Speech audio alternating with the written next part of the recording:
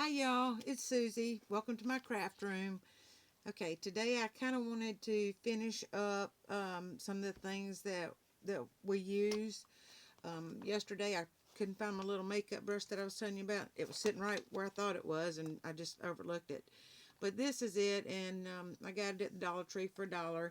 And again, I just put it on the ink pad, and I distressed my edges of my paper to make them look a little older. So I did want to show you that in case that would be something that you're interested in. The other thing, whenever we go to bind our journals, we're going to have to poke holes in the spine of the books to be able to sew through. So, and also you'll hear people talk about a pokey tool all the time. All it is an awl, and it's just a pointed awl. Um, and if you don't have one of those, I'm going to show you some alternatives, and this is another one. Just so if you don't have one, it's no problem. If you have a protractor, they have little sharp points. You can use that. Um, if you have an ice pick, this one's old, so it's not really pointed anymore, but it would still work. You can use that. If you don't have any of those, and you have any of these precision little screwdriver sets, this one came free in the mail, I think, when I ordered something years ago. You can actually use these little screwdrivers, even the little Phillips head screwdrivers. I wouldn't use the one that you use, like to fix your eyeglasses if you wear glasses or sunglasses. But these other ones will work just fine. So all we need is something that'll poke a hole. Um, Now these are styluses. They got little balls on the end, and you kind of use them for drawing and different things. Absolutely not necessary. Very rarely use it. Sometimes I do. If you have one of these in your sewing box, or your mom's or your grandma's, and you don't know what to do with it, grab it. Just certainly not necessary to get it, but I'll use it like to make what looks like postage stamps. So if you have one, grab it. If not, it's great. Not a problem. And then I want to talk to you about magazines, the junk mail mailers that you get in, things like that I told you to save. This is an old one, but this is, I think, Michael's. But anyway, it's just a sale paper that I got in the mail. Some of these would cut out and make absolutely beautiful images for our journals. Same thing on here. This one, I don't know who it's from. Michael's. Cut that off. That would be so cute in a picture. That would, that whole picture would. This is pretty. Um, you know, there's a vintage sign you can cut out. A horse sign, I guess that is. And, here's the sign. This clock would be really pretty. All of that is really vintage looking, real pretty. You could use any of that. That's pretty. I don't really do Halloween, but if you do, there's things on here. Books. I was a master gardener for a long time, and so I have like hundreds of planting books. But like you can, any of them, if you go to the charity shop or whatever, and you see some flower books, they are perfect because you can get some of the most beautiful images out of the books to use in your journals.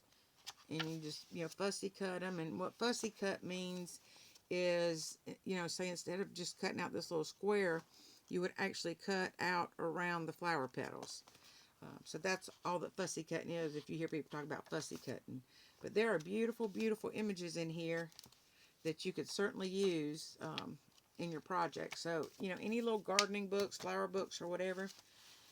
This is a well-loved old cookbook. Um, these pages would be so cute in a journal. And look at the graphics. Look at there. Isn't that neat? I don't have any idea how old this is. Butterfly. Cityscape. There are so many cute little things that you can use. Even just putting the recipes in there.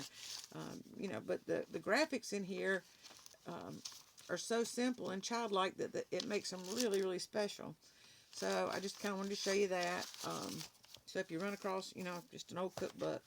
This is a craft book, actually on calligraphy. And I could cut out like those words, I could probably cut the whole, well, maybe not the whole thing, but almost, to fill up a page. Beautiful leaves. There's some really pretty pictures. peace,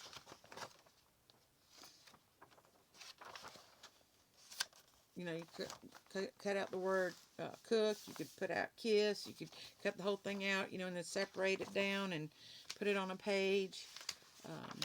And look here at that writing. Isn't that beautiful? That says, believe in angels, bless your heart, cheer each sunrise, love my garden. So you could cut those out and use them in your journals. I mean, this thing opens up. And then over here, it's speak kind appreciation, grant great favors, and on it goes. So you could use, you know, craft books and cut, you know, things out of those. Here's a painting book. And no, I don't know how to paint. But look how cute these are. I mean, there are some really cute, even that one is pretty cute. But the fonts are different in this book than they are other books, so you could absolutely use those. That's a cute little Christmas picture. Again, you could cut something like this out, leave it plain, or color it yourself. Look how pretty. And aren't those colors just gorgeous Christmas colors? Another one, you know, you could cut that out, maybe use it as a middle in your journal and have a 2-page spread, and you could leave it like that, or you could color it. You know, gorgeous, gorgeous images. And again, more patterns that, you know, you could cut out. Just beautiful things. So, you know, you could use something like a craft book. Magazines. This one is AARP. And, you know, we probably don't want Tom Hanks, but you look for like words. What could you be interested in? Maybe the word family you could cut out. Winter, maybe trips. You know, depending on what you're doing, and you just go through and you look for any images that you might like. Any words. Look for words. You know, and of course not the little ones, but the big ones.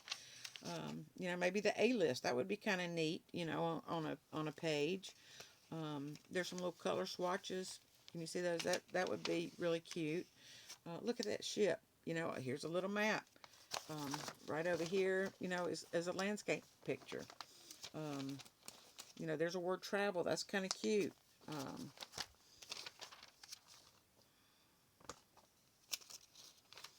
It's hard to read upside down, so y'all kind of bear with me a little bit.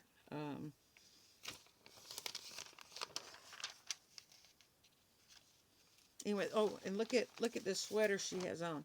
Of course, I wouldn't cut out Julie Andrews, but boy, that would sure make a pretty, you know, background on something. So I would probably do that. Here's some cute little graphics. You know, money saver. Maybe you want that on a page, and you know how you're going to save money.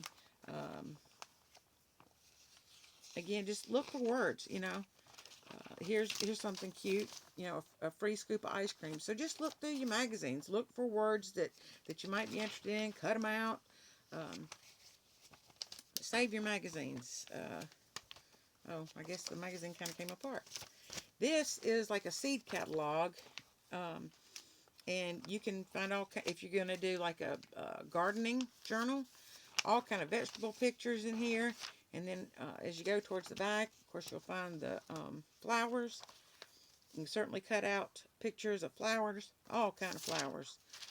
And there's probably a big section of roses or something in here. There usually is. But look how pretty. Can you see how pretty those are? And you can absolutely use something like this.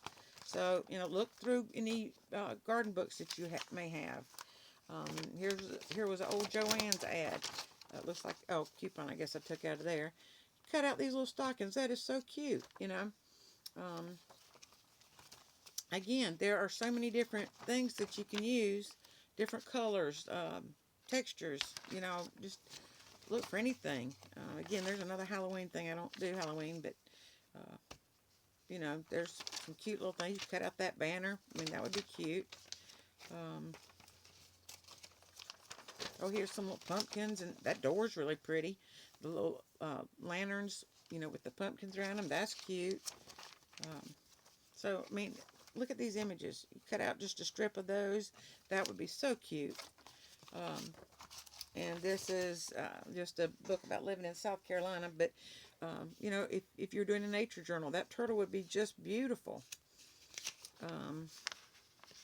Again, look for words, look for shapes, look for colors, anything that you could use. Apparently I wanted something out of that one already.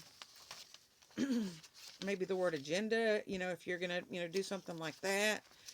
Look at the cookies. Isn't that cute? I mean, you cut those out. That is so cute.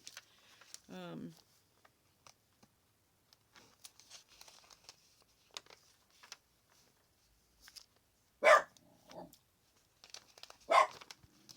oh, sea turtle eggs. And this is, sea turtle tracks. Y'all got a really bad glare on that, don't you?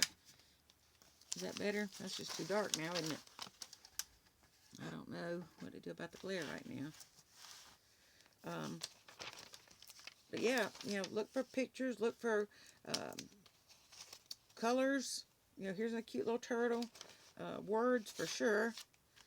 There's a word Christmas, really, Santa. I mean, you could do all kind of stuff with that. There's some food. Looks pretty good to me. So just, just look for things that you might like. You can cut out I love and do it however, things that you love. That's a cute little graphic. But yeah, I mean, just go through stuff, and, don't throw it out, because we will probably use some of your magazines to make a glue book. Book pages. I've already torn these books apart, and this was a very old vintage book, and this paper is really fragile, but it but it makes really pretty ephemera to put on your journal pages. So I say that I'm allergic to dust, and it's obviously a little musty. This is from a big book, and I can use it to use my glue sticks on or glue on, so I don't get it everywhere else. But I also use this on my journal pages, so that's a nice size book. I think this is another cookbook of some sort. Yeah, it is. And so, I could, maybe attach a recipe and then put little ephemera on it. So, I mean, there's just all kind of things. And this is just a great big, what's left of a music book. And so, you can use all of this stuff in your journaling pages and stuff. And get some of this out of the way so I can show you a little bit more.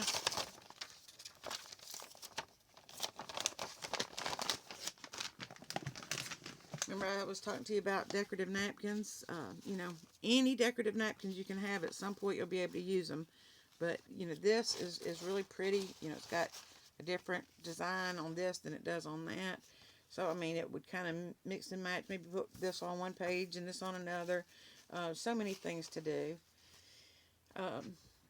Coloring. I happen to have lots and lots of colors.